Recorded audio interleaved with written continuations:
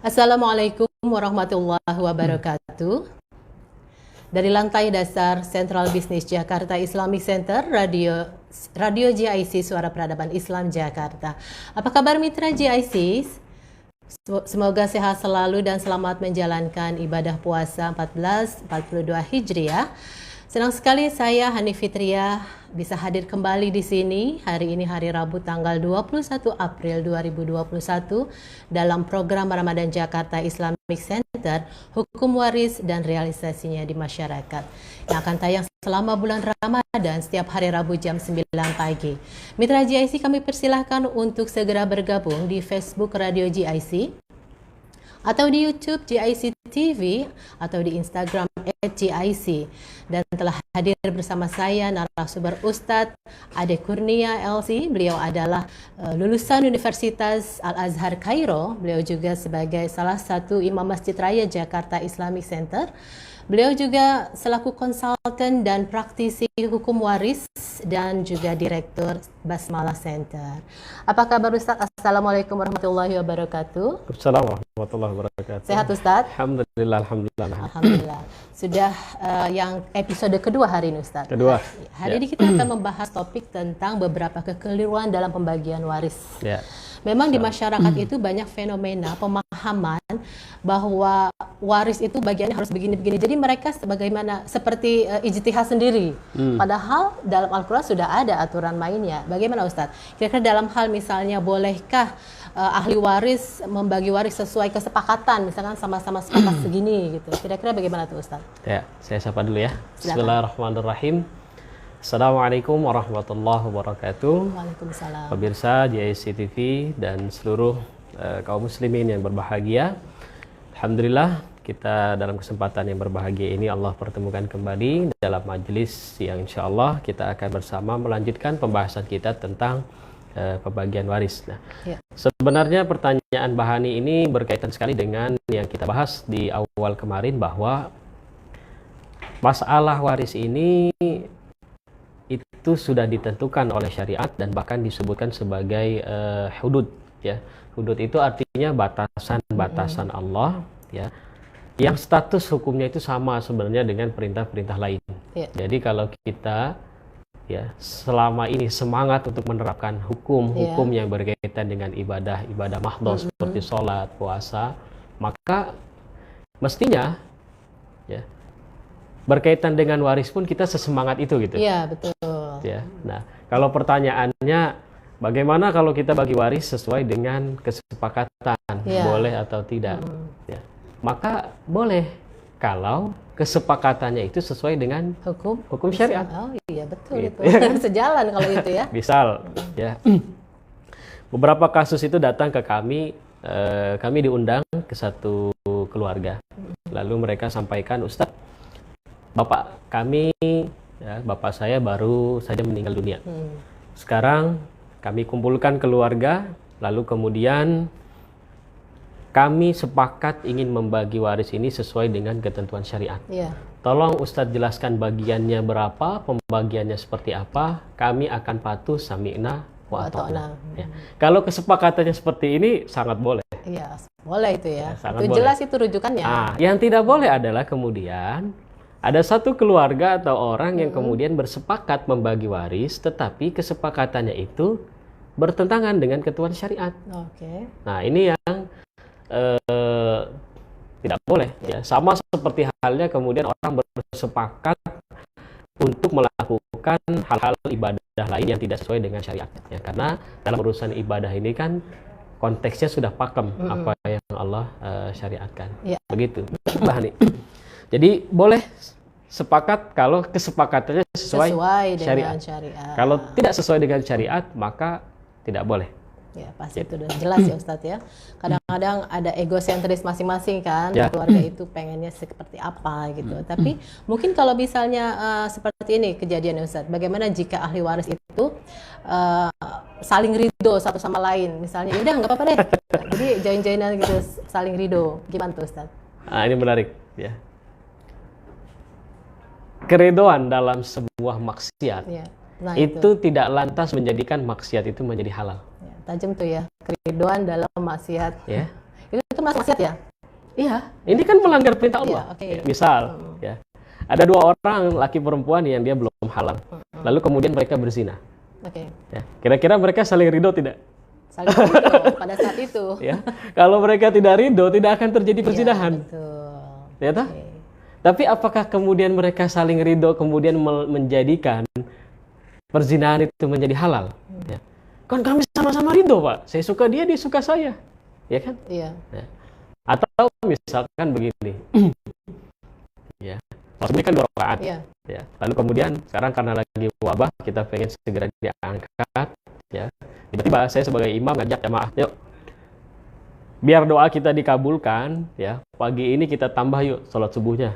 Sekali-kali deh 10 rakaat, ya. Walaupun Dan- baik sebenarnya Iya baik. nambah. Lalu kemudian jamaah sepakat. Oke Ustaz, sepakat.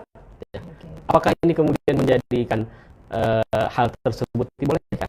Kan tidak.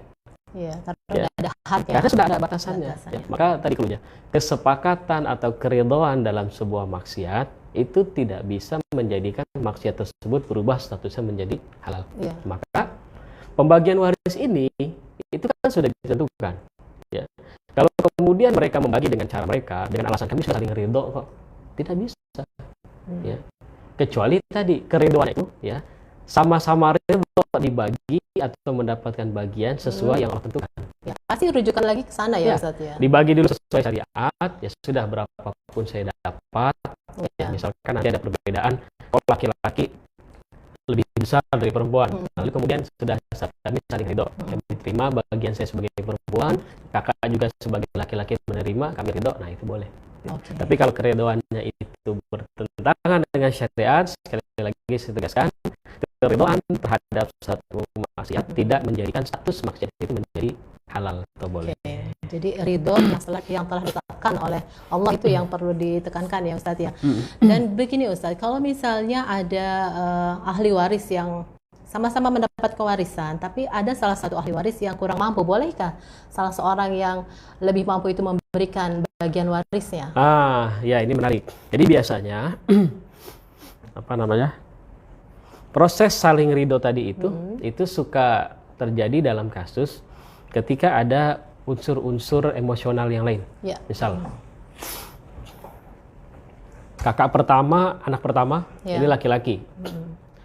Lalu kemudian adik-adiknya ada beberapa orang dan salah satunya misalkan perempuan. Ya. Kebetulan si laki-laki ini, anak pertama ini adalah anak yang paling mampu misalkan. Ya, paling Secara mampu, finansial secara gitu ya. finansial, ekonomi dan lain sebagainya. Lalu si adik yang perempuan kebetulan, ya mungkin di keluarga itu dia yang paling tidak mampu. Ya. Ya. Atau baru membina rumah tangga. Ya, apalah faktornya. Ya, jadi finansial Sehingga ada sebuah terbesit dalam hatinya, untuk memberikan. kalau saya sebagai anak pertama dengan kondisi saya yang saat ini menerima bagian dari banyak, Iya. rasanya ada etis gitu.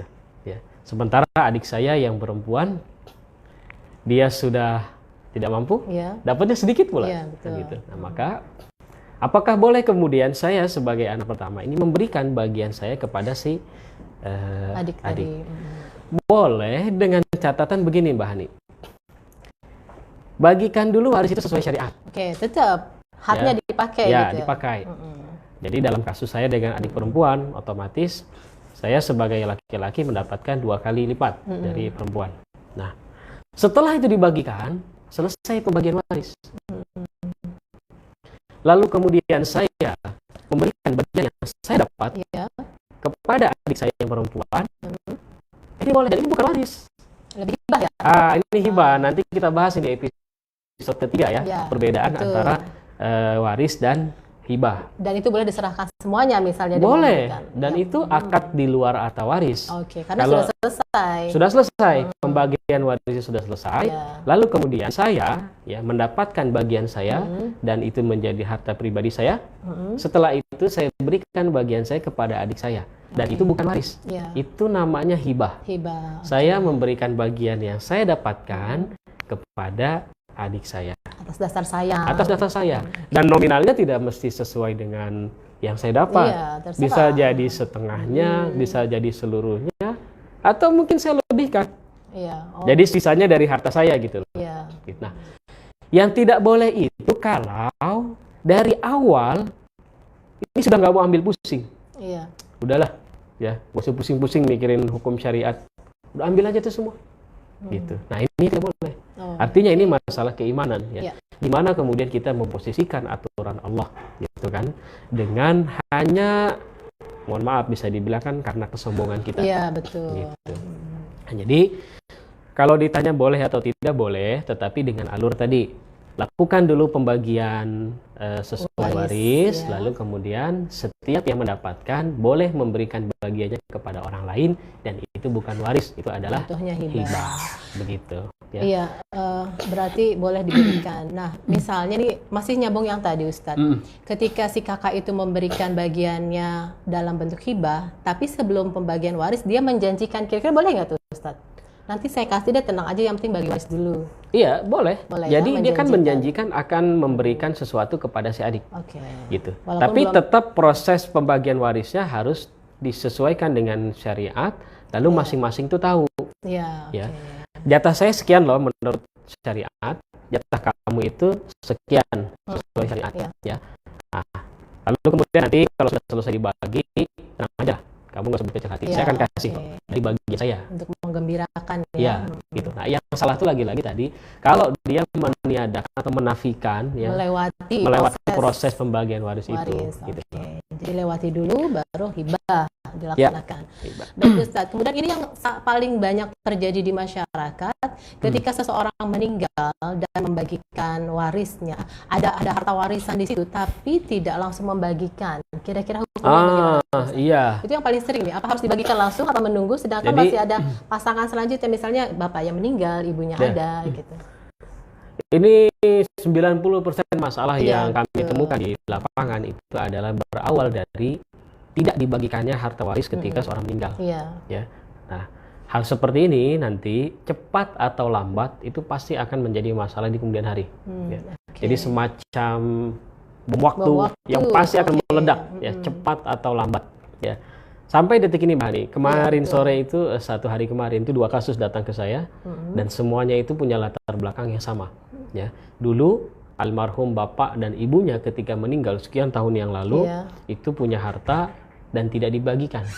Sekarang, ya, anak-anaknya kemudian punya anak lagi, cucu. Nah, itu sekarang sudah mulai ada konflik. Bagaimana pembagian warisnya? Gitu. Nah, maka yang terbaik adalah ketika seorang itu meninggal dunia, lalu kemudian ada harta yang ditinggalkan, maka saat itu juga dibagi. Saat itu. Nah, kalau masih ada ibunya gitu atau salah satu dari orang tua, kira-kira memang harus langsung dibagi atau gimana Ustaz? Apa nunggu nanti dulu lah gitu sampai semuanya kelar? Saya jelaskan ya untuk pemirsa juga gini. Mungkin kita sudah bahas di awal, ya, tapi tidak apa-apa.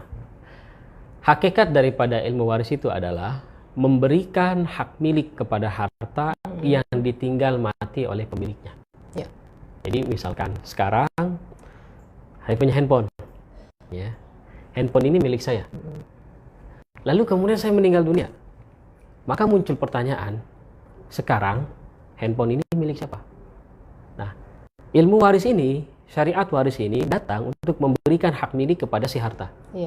Jadi ketika ada orang meninggal dunia, itu sebenarnya tidak peduli tentang siapa yang ada di sekelilingnya sebenarnya. Apakah dia ada ibunya, ada bapaknya, ada istrinya. Karena fokus kita sebenarnya bukan kepada mereka, tapi kepada hartanya. Gitu loh. Kecuali seorang meninggal dunia dan tidak punya apa-apa, ya sudah, tidak ada pembagian waris. Gitu. Nah, persepsi di masyarakat kita itu terkadang itu terbalik.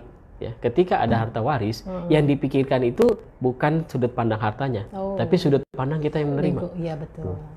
Kalau bapak gua meninggal, saya dapat berapa nih? Kan begitu.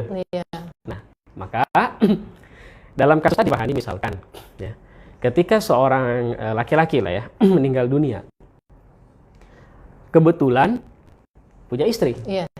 Nah, biasanya harta tersebut akan jatuh otomatis kepada si istri. Padahal secara syar'i, ya, ketika si suami ini meninggal, maka harta itu harus segera dibagi. Adapun istri, dia masuk sebagai salah satu ahli waris daripada si suami, dan dia dapat itu sebagian saja loh. Ya, sebagian saja. Maksimal itu kan istri dapat 1/4.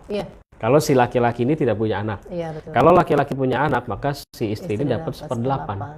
Jadi tidak ada hak bagi si istri ini untuk yang pertama menguasai seluruh harta. Betul, menunda, menguasai. Yang kedua, tidak ada hak juga bagi dia untuk menunda pembagian. Betul. Coba bayangkan Mbak Hani, kalau dia hanya dapat 1/8, 7/8 ini punya siapa?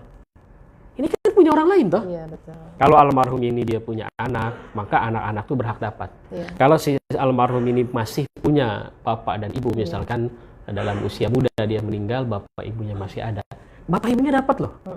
Kalau dia tidak punya anak tapi punya adik kakaknya dapat loh. Maka dengan kejadian ya, si istri menunda pembagian itu sebenarnya sudah melakukan kezaliman besar tuh. Betul. Menahan hak-hak orang lain, ahli waris lain yang mestinya dapat dari harta itu. Sebetulnya yang menahan biasanya nih dalam masyarakat itu bukan istri atau suami salah satu yang masih hidup, tapi lebih anak-anaknya menghormati orang tuanya gitu loh, Ustadz, biasanya yang berlaku. Ini menarik. Jadi begini. Kalau si ibu ini, si istri ya, kita bicara kasus yang meninggal laki-laki, dia punya istri dan punya anak. Kalau si istri ini adalah wanita yang soleha dan paham agama Mbak Hani, mestinya dia itu jadi pelopor. Betul. Dalam arti begini, ketika suaminya meninggal, anak-anak itu dikumpulkan. Nak, bapak kamu baru saja meninggal. Ada harta yang ditinggalkan, yuk kita bagi secara syariat. Iya. Itu. Ya. Tapi kan sekarang enggak begitu. Ya. Kadang ketika si ibu ini ditinggal suaminya, lalu ada anak yang nanya misalkan, "Mah, gimana harta papa?" Malah itu ibunya marah tuh. Betul, ya. Kebanyakan akan bilang itu tersinggung kesannya. Dia akan bilang, "Lu tega bagi waris belum masih hidup." Nah, itu pemahaman yang hadir di masa depan gitu kan? mayoritas seperti itu, susah. Akhirnya, ini juga satu kasus saya pernah dapatkan, ya. Karena ibu yang tidak paham, anak-anaknya kemudian paham, demi menjaga perasaan si ibu, anak itu terkadang nggak berani ngutak-ngatik. Iya, betul. Gitu loh. Padahal yang tadi saya sampaikan, bukan hanya anak loh, mungkin ada hak daripada orang tua si almarhum, mungkin ada hak daripada saudara-saudara si almarhum, kan gitu. Nah, maka kalau hukum agama ini didasarkan kepada perasaan atau kondisi masing-masing, bisa dibayangkan betapa rancunya hukum syariat ini. Betul. Kan gitu loh. Satu kondisi ini berbeda mungkin dengan kondisi keluarga yang lain, ya. Tapi hukum syariat ini datang secara global dan itu bisa masuk ke seluruh kondisi apapun. Jadi kita yang harus ikut ke hukum sebenarnya, bukan hukum yang mengikuti kondisi-kondisi personal emosi kita apalagi. Gitu. Ya. Jadi kembali ke pertanyaan Mbak Hani tadi, apakah harus segera dibagikan? Iya. Ya. Adakah misalkan hal yang perlu dijadikan dilaksanakan sebelum pembagian waris? Ada, itu 3 hal.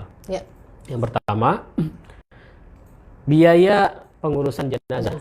Ya, kalau almarhum ini misalkan sebelum meninggal sakit, lalu ada biaya rumah sakit, meninggal di rumah sakit, lalu ada ambulan dan biaya pemakaman, maka itu diambil dari harta tersebut. Dilunasi. Ya, diselesaikan dari harta almarhum. Misal kalau pemakamannya di kampung mungkin gratis ya. Tapi kalau pemakamannya di Al-Azhar yang di Karawang itu saya punya teman itu kebetulan jadi marketing ya, Bu. Itu buat yang 1 orang single 43 juta. Iya, nggak apa-apa kalau mampu, Ustaz. Iya.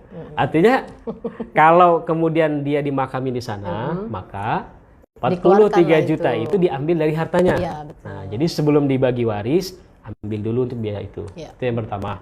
Yang kedua, kalau almarhum ini kemudian punya hutang, maka hutangnya ini harus segera ditunaikan dulu sebelum dibagi waris. Sebentar Ustaz. Ketika hutang itu datangnya belakangan, ada hutang tambahan gitu. Tidak orang yang bilang bahwa yang meninggal itu berhutang, tapi sudah dibagikan warisnya, itu gimana tuh Ustaz? Harus diambil dari jatah yang sudah dibagikan. Bagi yang rata gitu ya. Diambil dari itu karena tadi hak hutang itu lebih didahulukan ketimbang waris. Ya. Kalau misalkan karena hutangnya tiba-tiba kemudian harta warisnya ini habis, ya tidak ada pembagian waris. Gitu. Nah, itu yang kedua. Yang ketiga adalah wasiat. Oke, itu yang Kalau ketiga. almarhum sebelum meninggal dunia dia berwasiat, Oke.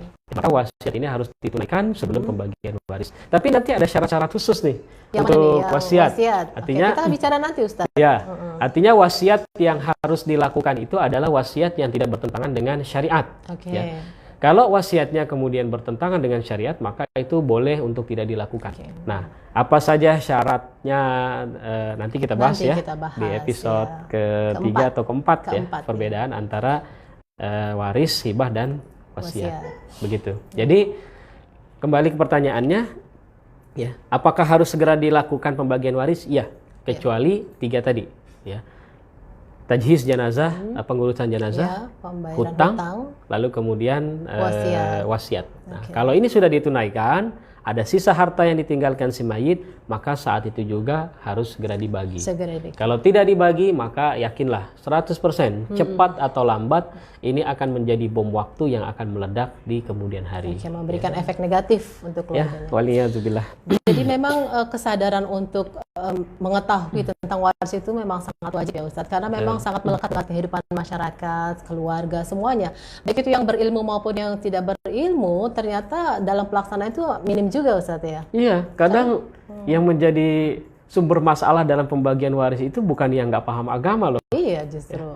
Kadang yang rajin ibadahnya, Iya. sunnahnya luar biasa Iya. gitu kan. Tapi ketika pembagian waris, karena emosi personal dia, Iya, betul. ya sifat pribadi Atau dia, kebutuhan finansial ya, juga. atau kondisi-kondisi seperti Iya. itu yang membuat dia terkadang menjadi pelopor masalah dalam pembagian waris. Iya betul. Gitu. Padahal dia yang paling ahli agama dalam urusan ibadah lain. Justru kan gitu. mungkin ahli agama tertentu, Ustaz. Sekarang ini banyak bidang-bidang gitu Nah, kan. ahli agama tertentu, tapi Islam dalam waris- tapi dalam satu segmen. Betul. Nah, ini yang saya maksud sebenarnya kategori atau kriteria Islam itu disebut agama yang sempurna, Iya. ya seperti yang Allah firmankan dalam Al-Qur'an, udkhulu fis-silmi kafah. Maksudnya itu masuklah ke dalam Islam itu jangan parsial gitu Iya, loh. betul. Ya.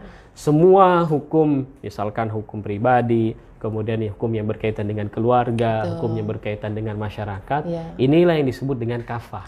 Iya. Gitu. Tapi kalau yang tadi Bu Hani maksud, mungkin itu contoh kesolehan parsial. Iya, betul. Banyak Jadi kan kesolehan seperti itu, pribadi Ustaz. dia lengkap, Iya. tapi ketika bersentuhan dengan masalah hukum-hukum yang lain, Iya. ternyata keislamannya belum kafah di sana. Iya betul. Jadi memang sudah saatnya taklim-taklim mendatang ini juga membicarakan tentang waris, Ustaz. Salah satunya waris. Iya, jangan cuma tentang kekeluargaan, hukum keluarga, tapi hukum waris itu juga ternyata melekat dalam perkawinan dan keluarga. Baik Ustaz, mungkin ada kasus lagi. Bagaimana jika kewarisan itu untuk anak angkat? Ya, jadi nanti ketika terjadi satu kasus, ya misalkan seorang itu wafat dan meninggalkan harta, maka ada tahapan-tahapan yang harus dilakukan. Iya, oke. Yang pertama itu adalah menentukan siapa yang berhak mendapatkan waris. Iya, Ya. oke. Nah, itu siapa yang menjadi ahli waris kira-kira. Iya. Jadi ini contoh sederhananya, kalau misalkan saya meninggal, lalu dikumpulkanlah keluarga besar saya. Misalkan ada 100 orang. Nah, Iya. dari 100 itu kita proses pertama menentukan dari 100 orang ini siapa yang menjadi ahli waris yang berhak mendapatkan. Ini sampai mana Ustaz? Tahapannya kan ada ranting-rantingnya tuh. Iya. Paling atas itu di mana nih? Jadi itu kita bahas nanti sesi khusus ya. Panjang pastinya ya. Ini saya buka dulu pola pikirnya. Iya, oke. Ya. Jadi pertama kita menentukan ahli waris. Misalkan yang masuk ke ahli waris dari 100 orang ini hanya 10 orang. Oke. Berarti yang 90 orang, mohon maaf, silakan pulang. Oh iya, oke. Gitu ya.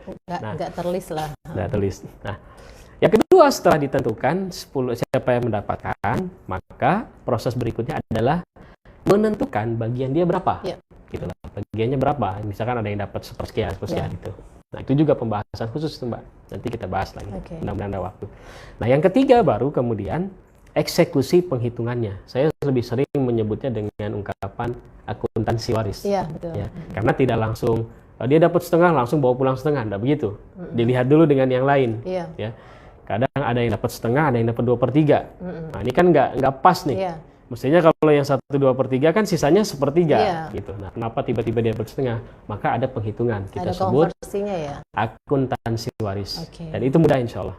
Ya, itu mudah. Nah, maka tahapan awal ini menentukan siapa yang termasuk ke dalam kategori ahli waris. Iya. Ya, nanti secara rinci lagi, ahli waris itu bisa ambil melalui 3 jalur. Yang pertama itu jalur pernikahan. Oke. Ya, jadi yang berhak untuk mendapatkan harta waris atau berhak menjadi ahli waris itu yang ada hubungan pernikahan suami atau istri. Yang kedua itu adalah hubungan keturunan. Ya, keturunan darah, ya? Dan ya darah, kekerabatan lah ya, keturunan kekerabatan. Di metode kami itu dan metode yang juga digunakan itu biasanya menggunakan pohon waris, nanti dilihat dari almarhum, di bawahnya itu berarti anak keturunannya. Di atas itu berarti bapak, ibu, nenek, kakek gitu kan. Nah, lalu di samping ini saudara-saudaranya almarhum, ada itu masih kakak, kerabat darah tuh ya, masih darah. Iya, masih tidak ada darah. Nah, yang ketiga, walaupun ini tidak masyhur untuk saat ini, tapi ini pernah terjadi dan bagian daripada ajaran Islam, yaitu pemerdekaan budak. Oh ya, oke. Jadi kalau ada seorang budak lalu kemudian dimerdekakan oleh seseorang, maka budak ini menjadi merdeka. Kalau kemudian dia meninggal dunia dan tidak ada ahli waris lain dari keluarganya, hanya ada budak maka itu. yang memerdekakan ini bisa jadi dapat. Ya. Tapi untuk saat ini praktek seperti ini tidak terjadi. Iya, dan definisi budak itu juga harus jelas ya. Betul. Jadi kaitannya dengan pertanyaan apakah anak angkat ini dapat? Dari definisi tadi sebenarnya tidak ada jalur anak angkat itu untuk dapat. Ya. Tidak hanya anak angkat, semua yang berstatus angkat itu tidak dapat. Adopsi, tidak. Anak angkat, ayah angkat, ibu angkat, kakak angkat. Nggak ada ya mertua. Apalagi istri angkat. Istri angkat. Nggak boleh ya. Mau nikah nambah misalkan Pak Lukman takut. Ngangkat istri. Ya. Kamu kalau saya nikahin saya takut sama istri pertama, udah jadi istri angkat saya aja gitu ya. Nggak boleh. Iya. Pokoknya yang statusnya angkat tidak dapat. Oke. Terakhir nih Ustadz, bagaimana status kewarisan untuk anak tiri? Sama. Tiri dalam arti begini, yang beda ayah beda ibu ya. Iya. Ya. Yang tidak ada jalur itu juga tidak dapat. Misalkan beda ayah beda ibu gimana tuh? Begini. Pasti kan satunya ada hubungannya. Ya. Misalkan dari jalur ayah, kan ada ayah tiri, ada ibu tiri. Iya. Misalkan saya, ibu saya meninggal dunia, ya. Lalu kemudian bapak menikah lagi, itu kan punya anak. Istrinya itu ibu tiri saya. Iya, betul. Kalau saya meninggal dunia, maka ibu tiri saya tidak dapat. Oh ya, karena tidak ada hubungan, tidak putus ada hubungan. Di bapak ya. Ya, putus di bapak. Begitu sebaliknya, kalau bapak yang meninggal, ibu nikah lagi, berarti bapak tiri saya tidak dapat. Ya. Atau kemudian contoh kasusnya anak tiri. Anak tiri itu misalkan begini, saya menikah dengan seorang wanita yang dia sudah beranak. Iya. Janda. Iya. Ya. Maka ketika saya meninggal dunia, anak ini kan anak tiri saya, dia tidak dapat waris dari saya. Dia dapat waris dari ibunya atau dari almarhum bapaknya. Nah, itu contoh anak tiri. Gak nyambung ya Ustadz ya. Yang ada kaitan kandung itu tadi di saudara. Ya. Maksudnya saudara tiri. Saudara tiri itu begini. Kalau misalkan satu ayah beda ibu, itu kan saudara tiri. Iya. Bapak saya menikah 2 kali. Iya. Ada 2 istri. Dari istri pertama punya anak saya, dari istri kedua dia punya anak si Fulan. Iya. Maka Fulan ini kan saudara saya, saudara tiri. Saudara tiri. Tapi karena kita masih ada satu jalur, satu ayah, nah dia dapat nih. Karena jalur ayah itu lebih kuat ya? Darah ayah itu lebih kuat atau gimana? Nah, ibu juga dapat sih sebenarnya.